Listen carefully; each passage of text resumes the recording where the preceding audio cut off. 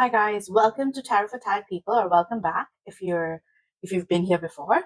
Today I'm gonna do my curation of mass market decks for Shadow Work 2025. I wanted to do one with mass market and indie, but it would be too long. So this one's going to be just mass market, and I'm gonna do another one for only indie.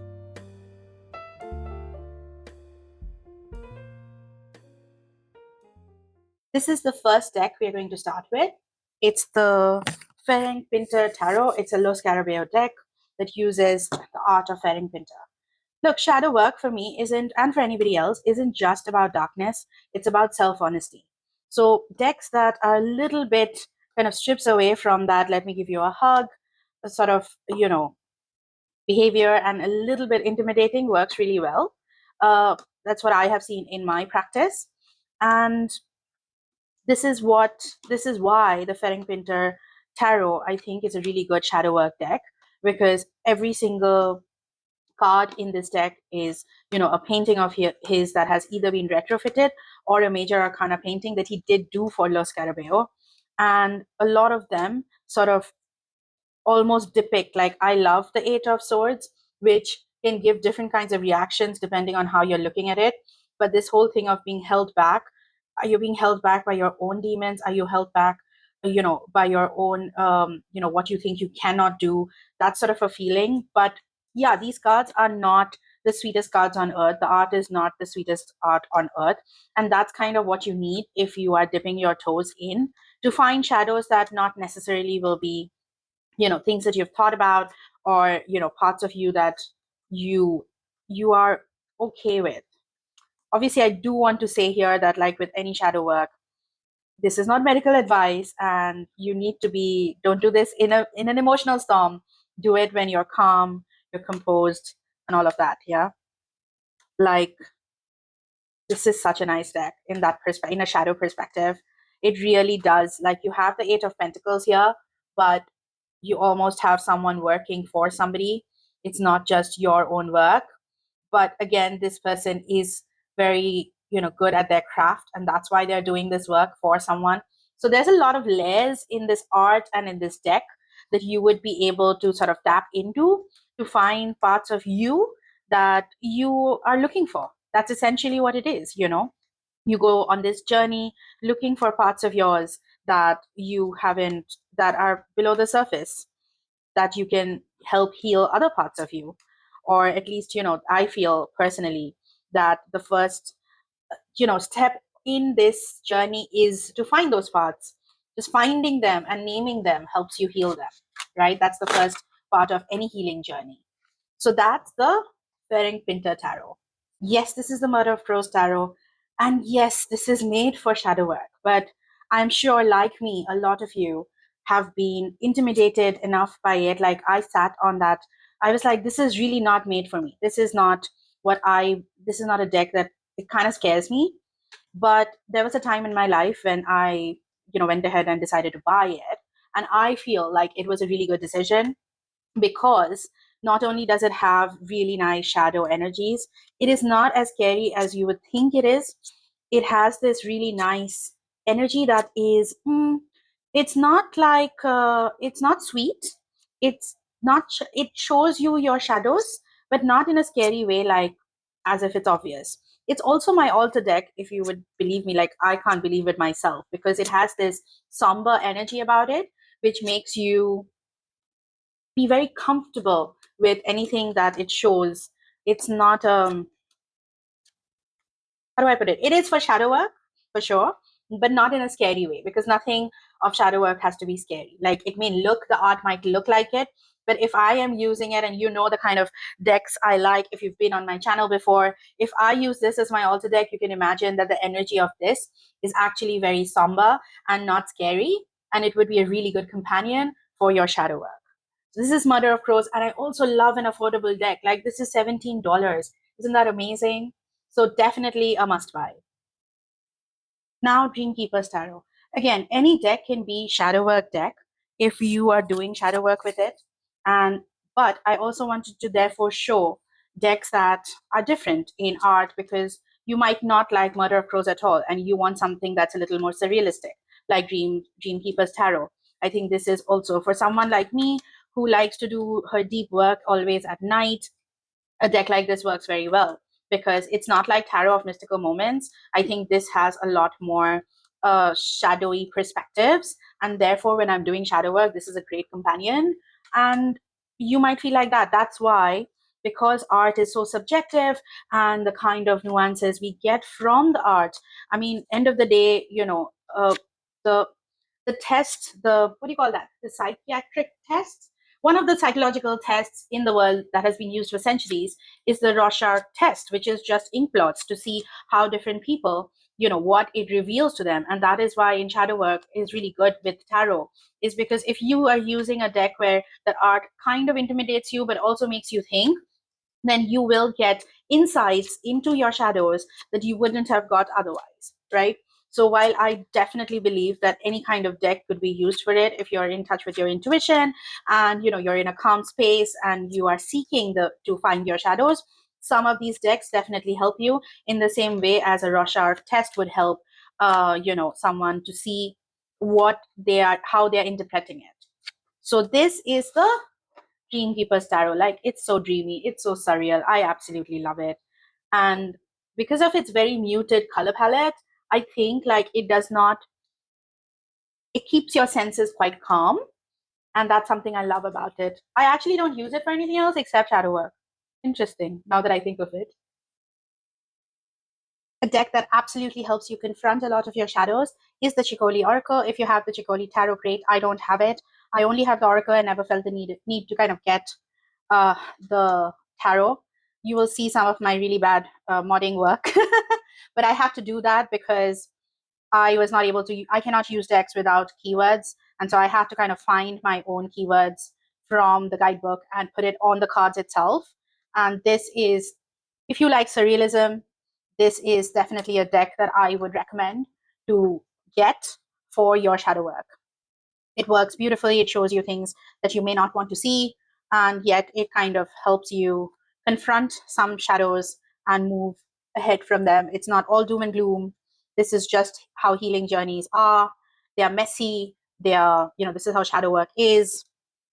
It's messy, sure. You'll find things that you do not want to find, but that's the whole point of it because you're seeking it, right? This is the Ceccoli Oracle. Another deck that is very nice for shadow work. It could work both for confrontation and integration, but I'm going to put it in the confrontation section, is Soul Mirror Oracle. It's a Blue Angel Oracle, and it is a beautiful oracle that with beautiful art that would work really well for confronting some of your shadows. And the art is just so beautiful. So yeah, it would work as a companion when you're working with tarot decks, in the shadow work scape. And it would work really well for integrating them because each of the keywords also has a light and a dark segment, like unveiling, is it clouded or is it radiant? Searching, externally or internally? Cultivation, neglected or nurtured? Like wish, a simple word like wish, despairing or hopeful. So I love this deck. This is one of the first oracle decks that I had ever bought for myself, and it has been a very big part of my healing journey, of my shadow work journey. And I would always recommend this because it has inner child cards. It has cards about cycles, about confusion, what kind of support you need, your intuition, how are you aligned? Are you being dishonest about your alignment or are you being truthful about them? Curiosity. Are you bored or are you being curious? Uncertainty. This is my most favorite card in this just because of the art of it. I absolutely love the art of this deck. Then forgiveness, awareness. So yeah, like this is definitely I do use the word definitely and a lot. I really need to change that up. But this is a deck that is absolutely beautiful. Let's look at the guidebook. The guidebook itself also is really good. Like you have curiosity and it says embark on a journey without fear of the unknown.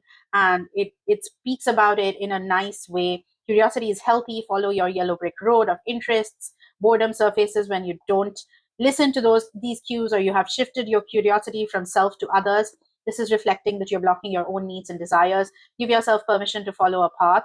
Reflection, how can I cultivate a playful and healthy relationship with my curiosity? So I really like this deck for shadow work, and I think it works really beautifully as a companion to tarot. This is the last one that I can't show because of YouTube censoring, but this is the Soul Mirror Oracle.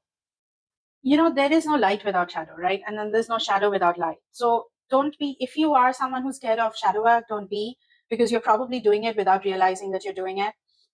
End of the day, there's no personal growth if you don't do shadow work. You have to face. I have friends who need a lot of healing, and they don't face their shadows. And it's important because it helps us, transmute a lot of wounds. And this section is, these decks are for the transmutation, right? This is the part of integrating those shadows. The first is obviously Lantern Oracle. It's a very therapeutic deck. I use it a lot when I'm trying to integrate some shadows that would be revealed. And I answered a question on Amazon by someone saying, I never want to have children. Is this deck full of imagery of mothers? But that's not what I focus on. I'm not a mother myself, except to my cats. And I never ever wanted to be one, which is very weird. I know, shocking, I know.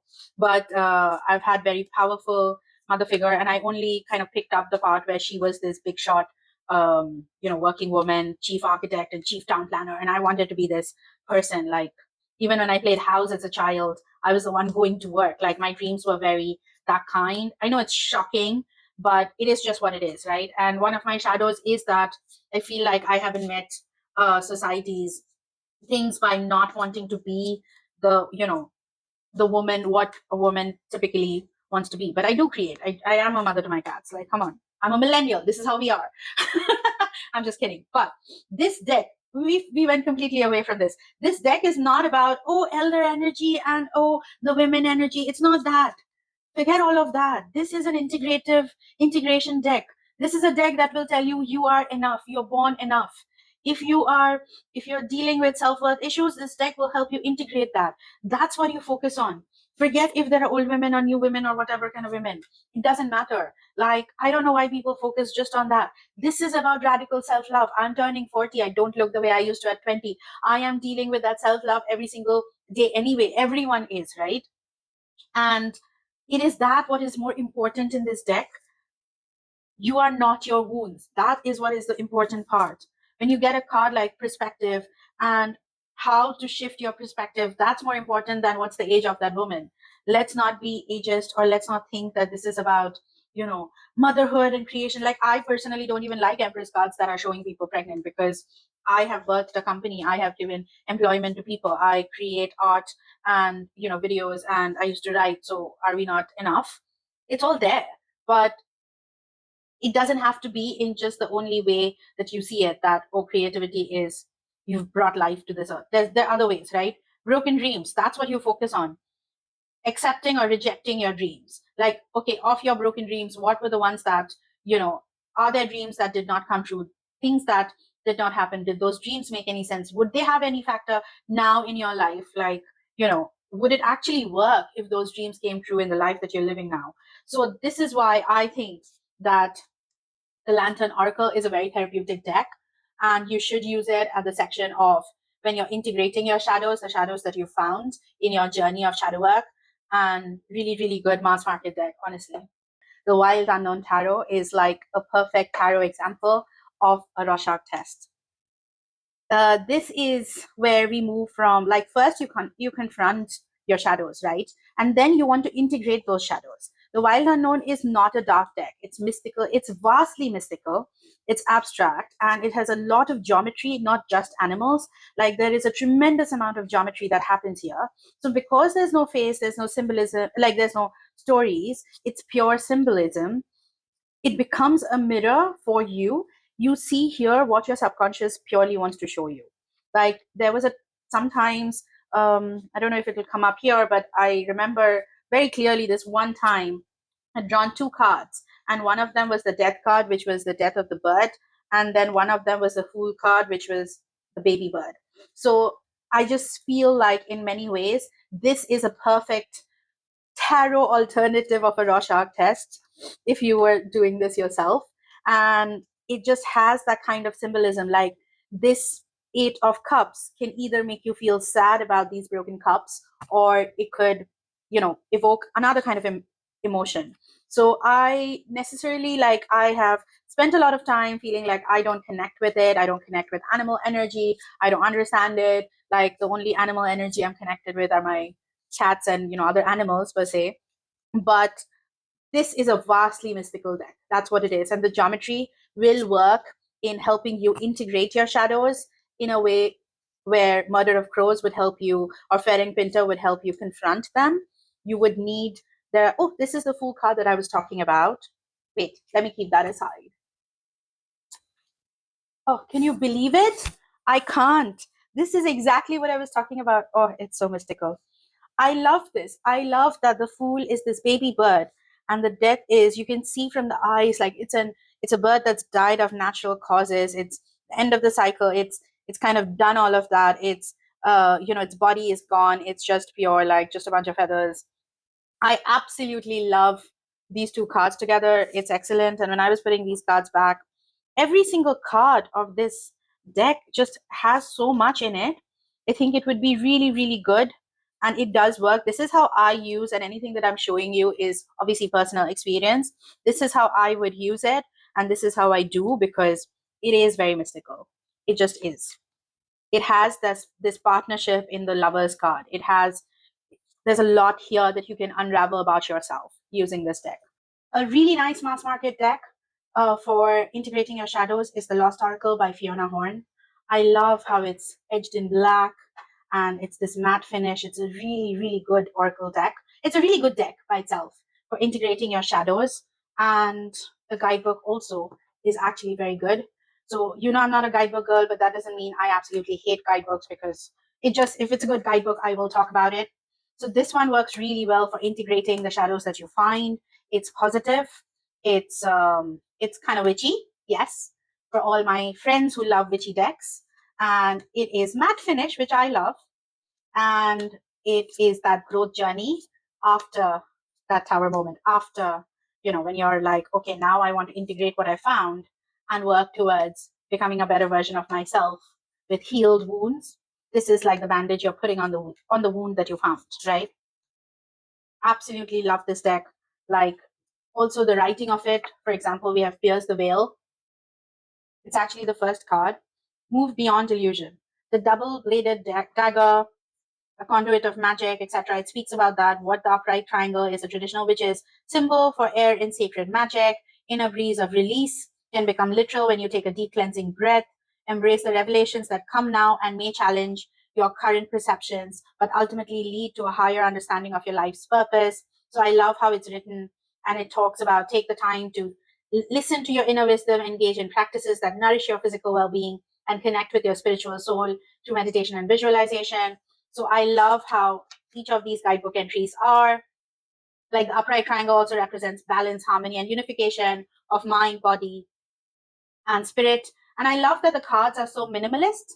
And that's something that I like, that it's a focus of, you have to use the guidebook to really understand what she's trying to evoke or kind of invoke with this card, and what gallant accept healing energies means. Like, yeah.